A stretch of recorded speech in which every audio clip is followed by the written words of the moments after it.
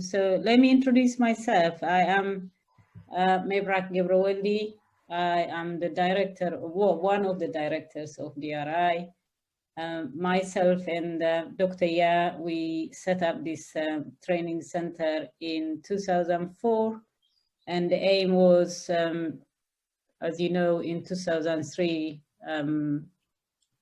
there was the Iraq War, but also, you know, all the way in the beginning of 2000, there was a Balkan War. So we had a lot of migrants from the Balkan countries, and followed by the war in Iraq. So I was an interpreter at that time, and I can see there's so many young people from both sides of the world just walking around Hastings, aimless and confused, and also the Hastings communities as well. They just find it difficult to relate to these newcomers. You know, most of them young men, just walking, you know, on Hastings seafront, confused.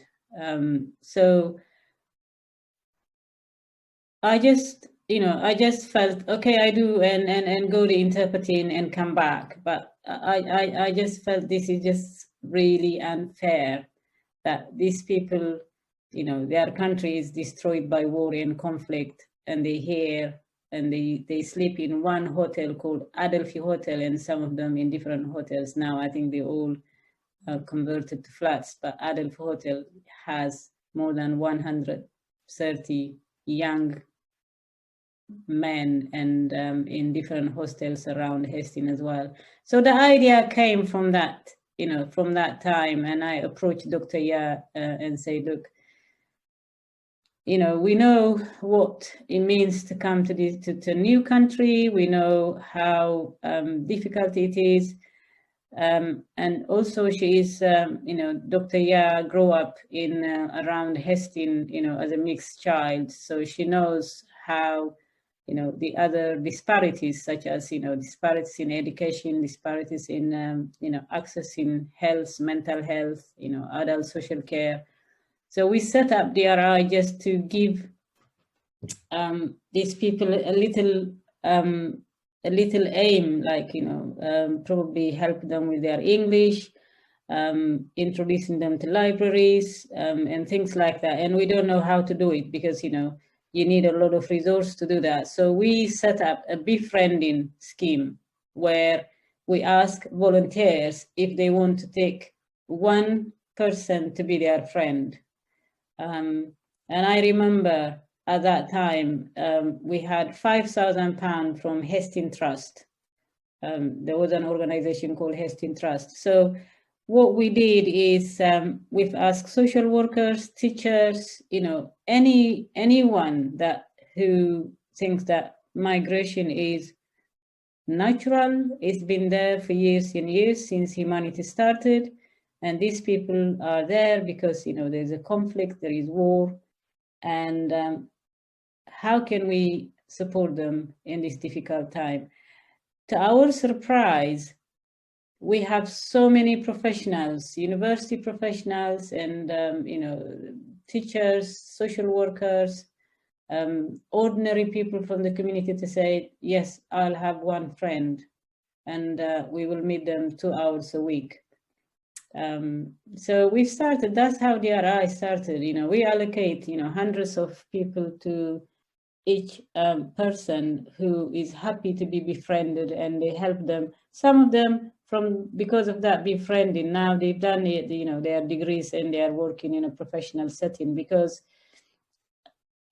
you cannot imagine how, you know, people encourage them to do well. They took them to their own homes, but also in return, a lot of them, they find out cultures and language, and you know, those migrants as well, they gave them so much. You know, who would know about a village in Iraq, who know about a village in Bosnia and Albania and Kosovo, if they didn't have this person in their life. And I think it's give and take, and I am still proud of that project in 2004, that how DRI started. So this is a little about the background of DRI. It's a social enterprise, and it's set up to do a community development for migrant and people of other cultures and other languages.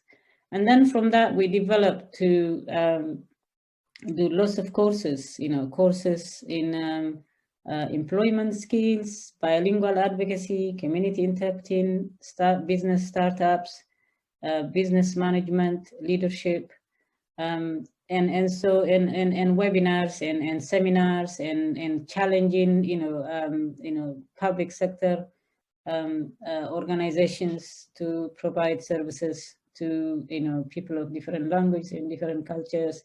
So that's how we come, and today you hear to have a bit of a background information about the community interpreting course.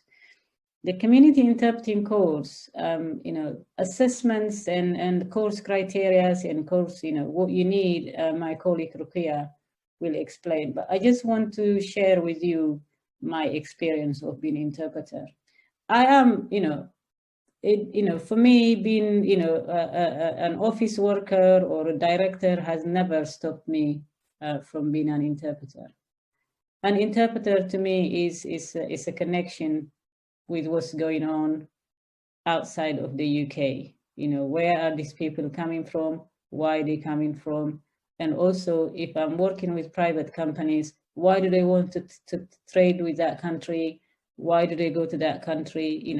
If I'm working with people who brought some, film footings and things like that, I just feel, quite related to that country once I start to help them with their language. So language and communication and doing, the interpreting for charities, voluntary sector, private is always, a new learning for me. So I do it. And I started it in 1995 when I was doing my final year degree in London.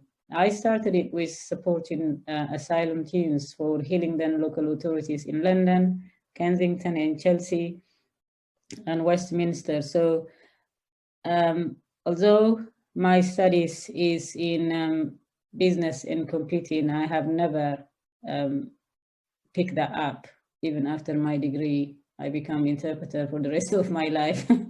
And I think it's just that it makes me feel that I'm doing something very important, especially when I help migrants and newcomers to this country. I feel like, this planet belongs to all of us, and whoever comes to anywhere, they should be supported.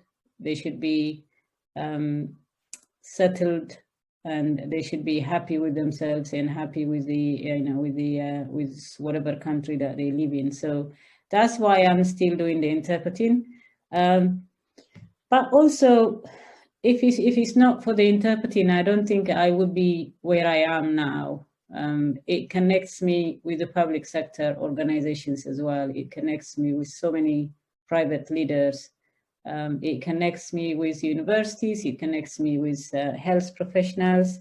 And I made so many friends, started as professional friends, start as an interpreter. It just opened so many doors for me. So I did the bilingual advocacy course myself, I trained, it's informal training, in 1996, there was an informal training for community interpreting. So I was an informal trained, and then also, I was assessed to do the course as well. So I was doing for the National Chartered Institution as well, until they start to say you're going to have to do the full 2-year course for DPSI. And I say, no, I don't have, I can't do the 2-year course, because even if I do it, I am in Sussex and my language would not be required. So I wouldn't do any work.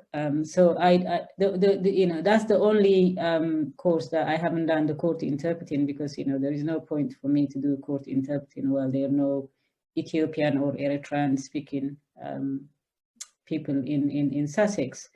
Otherwise, I joined the bilingual advocacy, and I still support communities more than interpreting. And then 2001, I trained to become a trainer for the community interpreting course as well by WEA in London. So I did train the community interpreting course as well until recent, and sometimes I go and help the trainers that we have now.